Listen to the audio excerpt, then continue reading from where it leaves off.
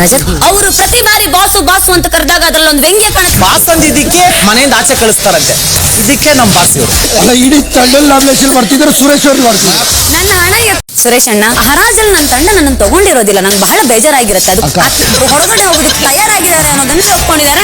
ಐಶ್ವರ್ಯ ಮತ್ತೆ ಗೌತಮಿ ಅವರು ಕರ್ಕೊಂಡು ಹೋಗ್ತಾರೆ. ಅವರಿಬ್ಬರು ನಾಮಿನೇಷನ್. ಬಾಸ್ ನಾನು ಇವಾಗ್ಲೂ ಹೇಳ್ತೇನೆ ಕೇಳಿಸ್ಕೊಳ್ರಿ, ನಿಮ್ನ ಮನೆ ಕಳ್ಸೋವರೆಗೂ ನಾನು ಹೋಗಲ್ಲ ಬಾಸ್. ನಾನು ಇವಾಗ್ಲೂ ಹೇಳ್ತೀನಿ ನಮ್ಮ ಬಾಸ್ ಇವರು. ರಜತ್ ಅವರು ಪ್ರತಿ ಬಾರಿ ಬಾಸು ಬಾಸು ಅಂತ ಕರೆದಾಗ ಅದ್ರಲ್ಲೊಂದು ವ್ಯಂಗ್ಯ ಕಾಣುತ್ತೆ. ಬಾಸ್ ಅಂದಿದ್ದಕ್ಕೆ ಮನೆಯಿಂದ ಆಚೆ ಕಳಿಸ್ತಾರಂತೆ. ಇದಕ್ಕೆ ನಮ್ಮ ಬಾಸ್ ಇವರು. ಅಲ್ಲ, ಇಡೀ ತಂಡಲ್ಲಿ ನಾಮಿನೇಷನ್ ಮಾಡ್ತಿದ್ರೆ ಸುರೇಶ್ ಅವ್ರಿಗೆ ಮಾಡ್ತಿದ್ರು. ನನ್ನ ಹಣ ಸುರೇಶ್ ಅಣ್ಣ, ಹರಾಜಲ್ಲಿ ನನ್ನ ತಂಡ ನನ್ನನ್ನು ತಗೊಂಡಿರೋದಿಲ್ಲ. ನಂಗೆ ಬಹಳ ಬೇಜಾರಾಗಿರುತ್ತೆ. ಅದು ಹೊರಗಡೆ ಹೋಗೋದಕ್ಕೆ ತಯಾರಾಗಿದ್ದಾರೆ ಅನ್ನೋದನ್ನ ಒಪ್ಕೊಂಡಿದ್ದಾರೆ.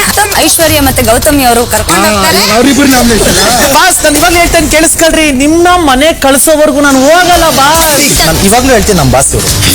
ರಜತ್ ಅವರು ಪ್ರತಿ ಬಾರಿ ಬಾಸು ಬಾಸು ಅಂತ ಕರೆದಾಗ ಅದ್ರಲ್ಲೊಂದು ವ್ಯಂಗ್ಯ ಕಾಣುತ್ತೆ. ಬಾಸ್ ಅಂದಿದ್ದಕ್ಕೆ ಮನೆಯಿಂದ ಆಚೆ ಕಳಿಸ್ತಾರಂತೆ.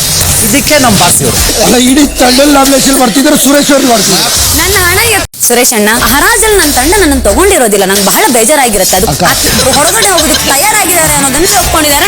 ಐಶ್ವರ್ಯ ಮತ್ತೆ ಗೌತಮಿ ಅವರು ಕರ್ಕೊಂಡು ಹೋಗ್ತಾರೆ. ಅವರಿಬ್ಬರು ನಾಮಿನೇಷನ್. ಬಾಸ್ ನಾನು ಇವಾಗ್ಲೂ ಹೇಳ್ತೇನೆ ಕೇಳಿಸ್ಕೊಳ್ರಿ, ನಿಮ್ನ ಮನೆ ಕಳ್ಸೋವರೆಗೂ ನಾನು ಹೋಗಲ್ಲ ಬಾಸ್. ನಾನು ಇವಾಗ್ಲೂ ಹೇಳ್ತೀನಿ ನಮ್ಮ ಬಾಸ್ ಇವರು.